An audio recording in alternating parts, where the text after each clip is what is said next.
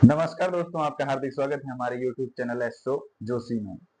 दोस्तों, जैसे कि आप सभी जानते हैं, अभी अधिक मास मलमास चल रहा है और अधिक मास या पुरुषोत्तम मास में कृष्ण पक्ष में आने वाली एकादशी परमा एकादशी के नाम से जानी जाती है।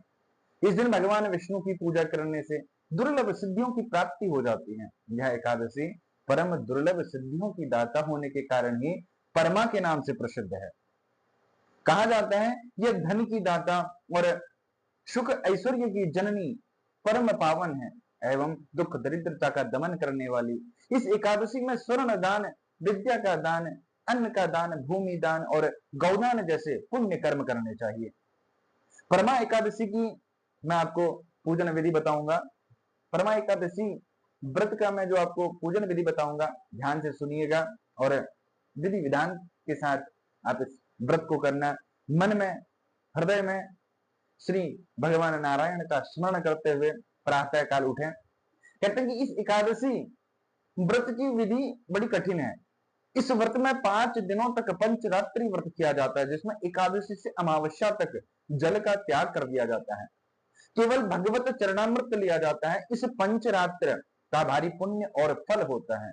परमा एकादशी व्रत की पूजा विधि कुछ इस प्रकार है जो आपको मैं बताने जा रहा हूं। इस दिन प्रातःकाल स्नान के उपरांत भगवान विष्णु के समक्ष बैठकर हाथ में जल लेकर संकल्प करना चाहिए कि हे प्रभु, मैं अधिक मास पुरुषोत्तम मास में आपके इस परमा एकादशी के व्रत करने जा रहा हूं और आप मेरी मनोकामना पूर्ण करें, मुझ पर अपनी कृपा बनाएं। और इसके पश्चात भगवान का पूजन करना चाहिए।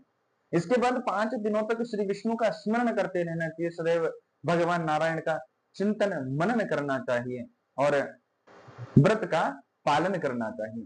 5वें दिन ब्राह्मण को भोजन कराकर दान दक्षिणा सहित विदा करने के बाद व्रती को स्वयं भी भोजन कर लेना चाहिए। दोस्तों, परमा एकादशी व्रत की कथा कुछ इस प्रकार है, आपको सुनाने जा रहा हूं, ध्यान पूर्वक सुनिएगा। धार्मिक मान्यता के अनुसार भगवान श्री कृष्ण ने अर्जुन को एकादशी व्रत का महत्म्य और यह कथा का वर्णन सुनाया था। प्राचीन काल में कांपिल्य नगर में सुमेधा नामक एक ब्राह्मण रहता था। उसकी स्त्री का नाम पवित्रा था। यह परम सती साध्वी थी। ये दरिद्रता और निर्धनता में जीवन निर्वाह करते हुए भी परम धार्मिक थे और अतिथि सेवा में तत्पर रहते थे। एक दिन गरीबी से दुखी होकर ब्राह्मण ने प्रदेश जाने का विचार किया, किंतु पत्नी ने कहा, स्वामी, धन और संतान पूर्व जन्म के दान से ही प्राप्त होते हैं, अतः आप इसके लिए चिंता न कीजिए।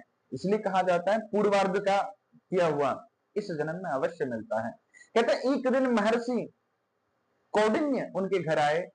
ब्राह्मण दंपत्ति ने तन मन से उनकी सेवा की। महर्षि ने उनकी दशा देखकर उन्हें प्रणाम किया, एकादशी का व्रत करने को कहा। उन्होंने कहा, दरिद्रता को दूर करने का सुगम उपाय यही है, तुम दोनों मिलकर अधिक मास की कृष्ण पक्ष की एकादशी का यह व्रत तथा रात्रि का जागरण करो। इस एकादशी के व्रत से यक्षराज कुबेर धनाधीश बना देते हैं।